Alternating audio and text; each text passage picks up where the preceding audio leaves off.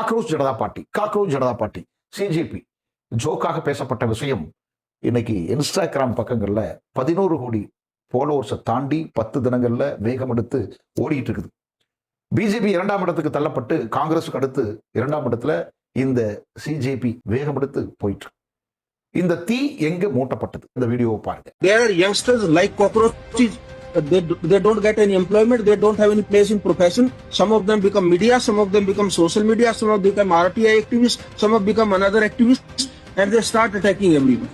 And you people file contempt petition because I go to taking up the matter of as if there are already parasites in society who attack you people. You attack the system, and you want to join hands with them. இந்த வீடியோல பேசக்கூடிய நபர் chief justice of India, இந்திய உச்ச நீதிமன்றத்துடைய தலைமை நீதியரசர் சூரியகாந்த் அவர்கள் தான்.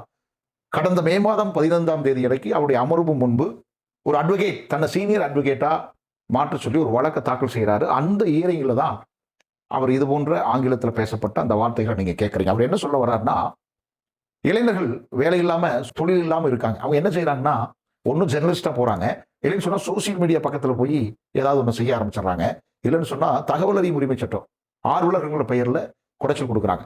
இது இந்த சிஸ்டத்தை தாக்குறாங்க. இந்த சிஸ்டம்னா நீதிமன்றம், கவர்மெண்ட் எல்லாம் சேர்த்த சொல்றாங்க. அப்ப இவங்க ஒரு ஒட்டுணியை போன்றவர்கள் இந்த சமூகத்துல ஒரு கரப்பான் பூச்சி போன்றவர்கள் அப்படின்னு சொல்லிட்டு ஒரு கடுமையான வார்த்தைகளை பிரயோகிக்கிறார். இதனால் கரப்பான் பூச்சி ஒரு வீட்டில் இருந்து அதை அழிப்பதற்கு எவ்வளவு கஷ்டப்படுறோம், அது எவ்வளவு முறையாக நாம் பார்க்கிறோம்.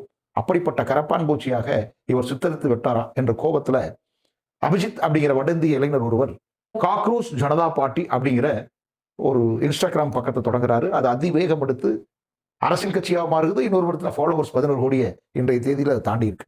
அதனுடைய எக்ஸ்தலத்தை மத்திய அரசு தற்போது முடக்கும் அளவுக்கு விசுவம் எடுத்திருக்கிறது. அதே போல பாகிஸ்தான்லையும் காக்ரோச் அவாமி நபி அப்படின்னு சொல்லி அங்கேயும் இது தொடங்கப்பட்டிருக்கு. ஜென்சி சமூகத்துடைய ஒரு அரசியல் புரட்சியாகத்தான் இதை நாம பார்க்க முடிகிறது. ஏற்கனவே நேபாளம், பங்களாதேஷ், இலங்கை போன்ற நாடுகள்ல இந்த ஜென்சி சமூகத்துடைய விளையாட்டை நம்ம பார்த்திருக்க முடியும். தற்போது கூட தமிழ்நாட்டில் நடந்து முடிந்த 2026 சட்டமன்ற தேர்தலில் ஜென்சி சமூகம் மற்றும் இளைஞர்கள், மாணவர்களுடைய மாற்று அரசியல் தலைவராக விஜய் முன்னெடுக்கப்பட்டு தமிழ்நாடு முதலமைச்சராக தேர்ந்தெடுக்கப்பட்டிருக்கிறார். இதன் பிறகு நீதியரசர் சூரியகாந்த் அவர்கள் 15ஆம் தேதி இதை பேசுறாரு. இது ட்ரோல் ஆகி விமர்சனத்துக்குள்ளாகும் பொழுது 16ஆம் தேதி அவர் சொல்றாரு, நான் அப்படி சொல்லவில்லை, அந்த வழக்கை பொறுத்த வரைக்கும் அந்த வழக்குடைய தன்மைக்காக சொல்லப்பட்ட கருத்து இது. இந்த நாட்டுடைய இளைஞர்கள் நாட்டுடைய தூண்களாகத்தான் நாம் பார்க்கிறோம். அவர்கள் அந்த வளர்ச்சிக்கான அஸ்திவாரம் அது தவறாக மடைமாற்றம் செய்யப்பட்டு என்னுடைய கருத்துக்கள் வேறு மாதிரி போயிடுச்சு அப்படின்னு சொல்லியிருந்தாலும் கூட இது இன்னும் வேகம் எடுத்து ட்ரெண்டிங்ல ஓடிட்டு இருக்கிற ஒரு விஷயமாக இருக்கிறது. இது இந்தியாவுடைய மாற்று அரசியல் சக்தியாக வளருமா அல்லது ஜோக்காக முடிந்து விடுமா என்பதை நம்ம போக போகத்தான் பார்த்து தெரிந்து கொள்ளலாம்.